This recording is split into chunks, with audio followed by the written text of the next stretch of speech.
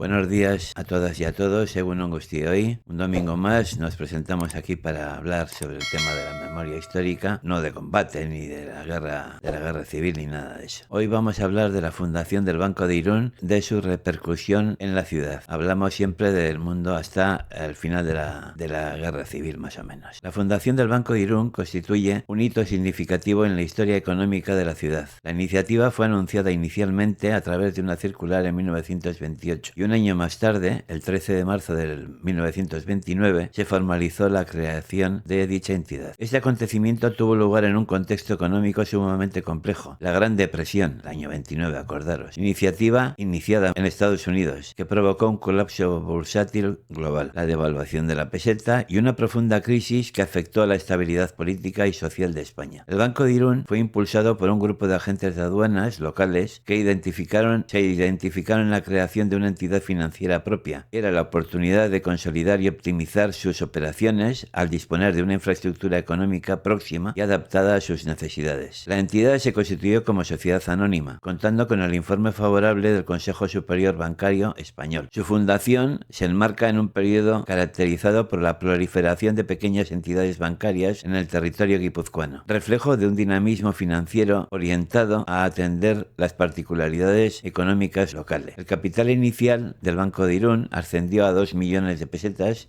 que fue dividido en acciones de 500 pesetas cada una. El Consejo de Administración estuvo compuesto, mejor dicho, los consejeros en principio, por José María Verástegui, Luis Larrañaga, Gervasio Villella, Enrique Gil Rodríguez, Blas Echegoyen, Félix Laborda, era el único miembro residente en Hondarribía, Mauricio Pereire, Juan Iruretagoyena Sorondo y Eloy Iglesias. En la sesión del Consejo celebrada el mismo 13 de marzo de 1929, se acordó por unanimidad nombrar a José María Verástegui como presidente, a Luis Larrañaga como vicepresidente, a Eloy Iglesias como secretario y a Francisco Vergareche como gerente. El acta fue firmada ante el notario José Ortiz. El Banco de Irún mantuvo su actividad hasta el 1 de junio de 1971, fecha en la que fue absorbido por el Banco Bilbao, lo que marcó el fin de su autonomía bancaria. Para comprender la trascendencia del banco en la economía local es necesario remontarse a 1841, cuando, tras la Primera Guerra Carlista, las aduanas interiores fueron trasladadas a la frontera. La legislación de la época impedía el establecimiento de fábricas a menos de 10 kilómetros de la frontera, por razones de seguridad, lo cual condicionó en gran manera el desarrollo industrial de Irún. Sin una tradición manufacturera, la ciudad se orientó hacia una economía centrada en el comercio y en el control aduanero, actividades que cobraron creciente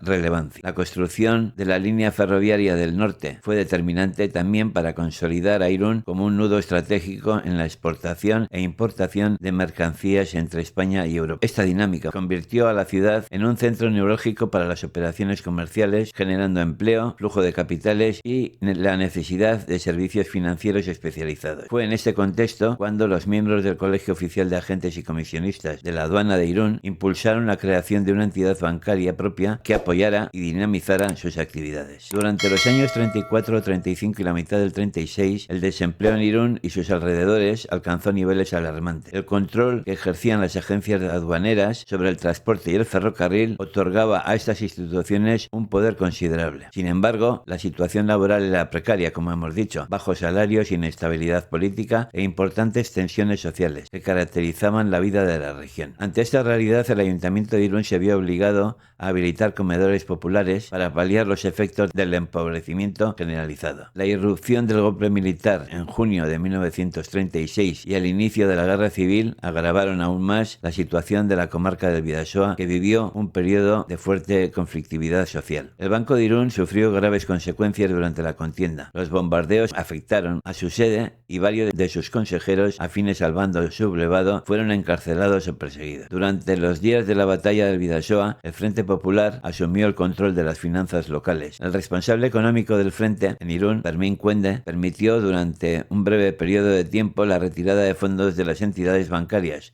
lo que afectó seriamente la operatividad del Banco de Irún. Tras la derrota republicana, el retorno a la normalidad institucional y económica se prolongó durante aproximadamente 2 años, lapso en el que fue necesario reconstruir el edificio de la entidad. Con la instauración del nuevo orden franquista, el banco retomó progresivamente sus funciones, logrando estabilizarse a pesar de las dificultades derivadas de la Segunda Guerra Mundial. Este proceso de recuperación fue paralelo al lento restablecimiento de la economía local. La historia del Banco de Irún ilustra con claridad la evolución económica y social de la ciudad, enmarcada, en los grandes procesos históricos del siglo XX. Su fundación, actividad y posterior desaparición constituye un reflejo del dinamismo y las tensiones que marcaron a Irún como ciudad fronteriza y enclave estratégico del comercio internacional. Bueno, hasta aquí es lo que da de sí este artículo. Espero que os haya gustado. Si le dais al like, si os queréis suscribir, mejor. Y nada más, nos vemos la semana que viene. Mia esker suena retagatik. Gracias por vuestra atención y como digo, nos vemos la semana que viene. Ondi Billy, agur.